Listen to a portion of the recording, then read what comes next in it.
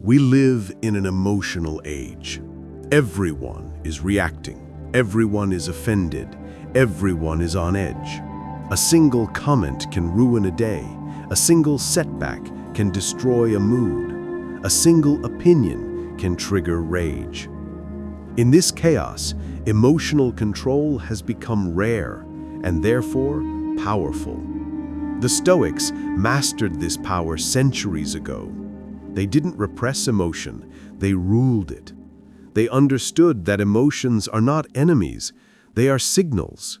But to live at their mercy is to live as a slave, and Stoicism is the philosophy of freedom. The Stoics taught that you can't control what happens to you, but you can always control how you interpret it. That's the foundation of emotional mastery. Marcus Aurelius said, "If you are distressed by anything external, the pain is not due to the thing itself, but to your estimate of it. And this you have the power to revoke at any moment." Think about that. You don't suffer because of events, you suffer because of your story about them. Change the story, and you change your life. This isn't denial, it's discipline.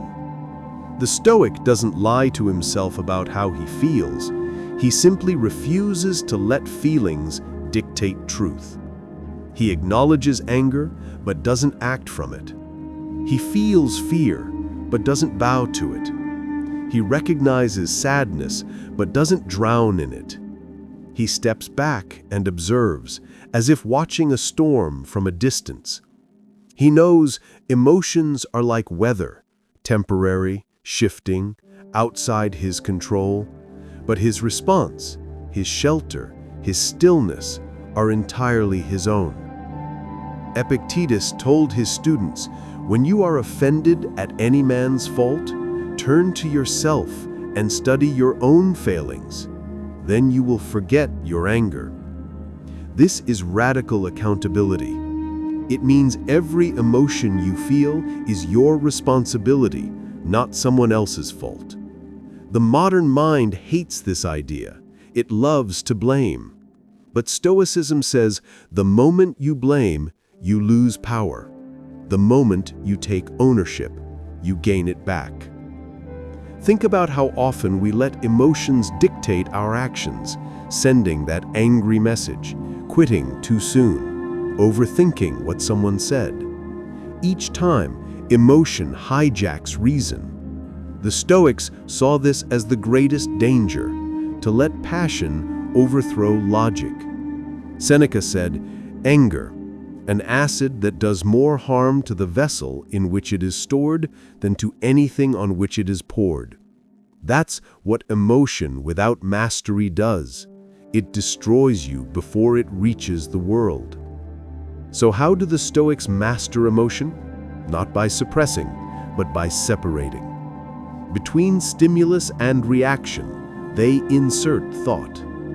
When anger rises, they ask, "Is this within my control?"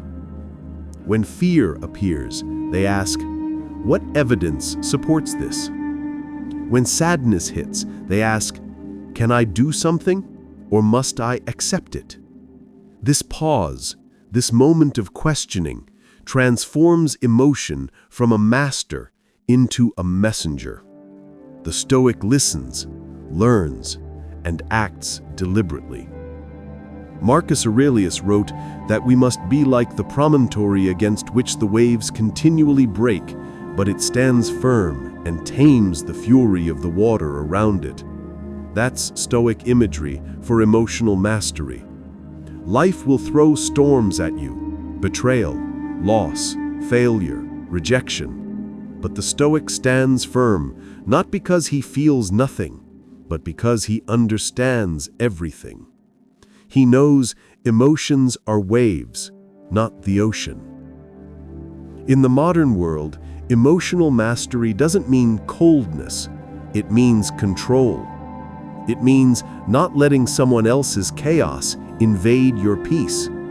It means keeping your temper in traffic, your calm in argument, your dignity in failure. The Stoic doesn't let others decide his mood. That's true strength, not reacting because you can, but choosing when and how you will.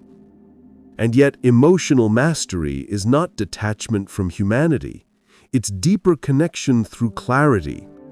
The Stoic feels compassion, empathy, and love, but not obsession, dependence, or resentment.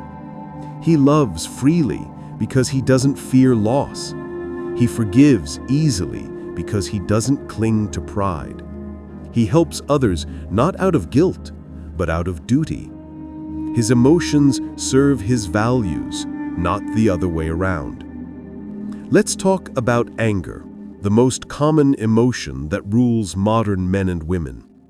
Anger is often just pain unprocessed or fear disguised. The Stoic knows this and treats anger like fire, useful in small doses, destructive when uncontrolled. Seneca wrote an entire book called On Anger, where he warned that no plague has cost the human race more. His remedy? Delay. Never act while angry. Step back, breathe, and wait. He said, the best remedy for anger is delay.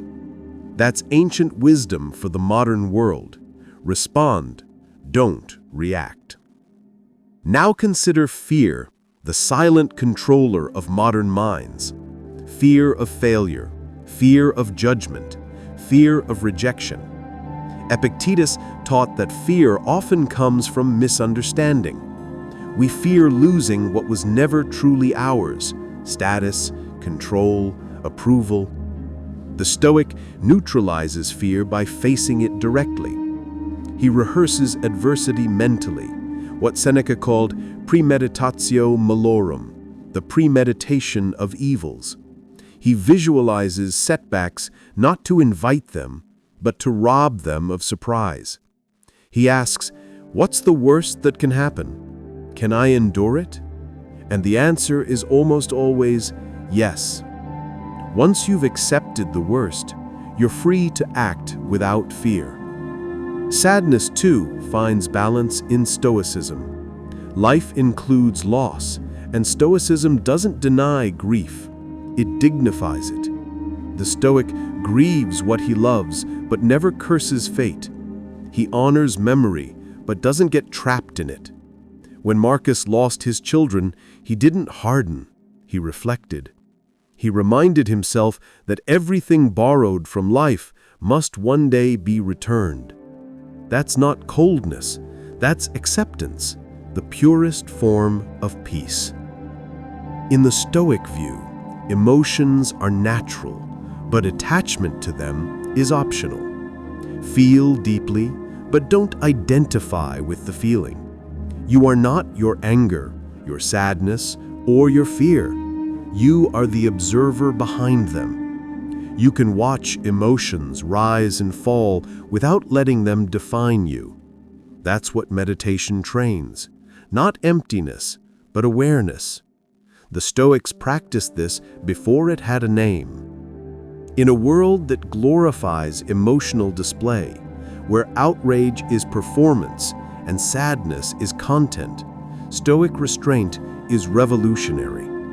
The Stoic doesn't need to prove his feelings to feel deeply. He doesn't need to share every emotion to process it. He lives quietly, feels fully, and acts wisely. But Stoic emotional mastery is not isolation, it's self-possession.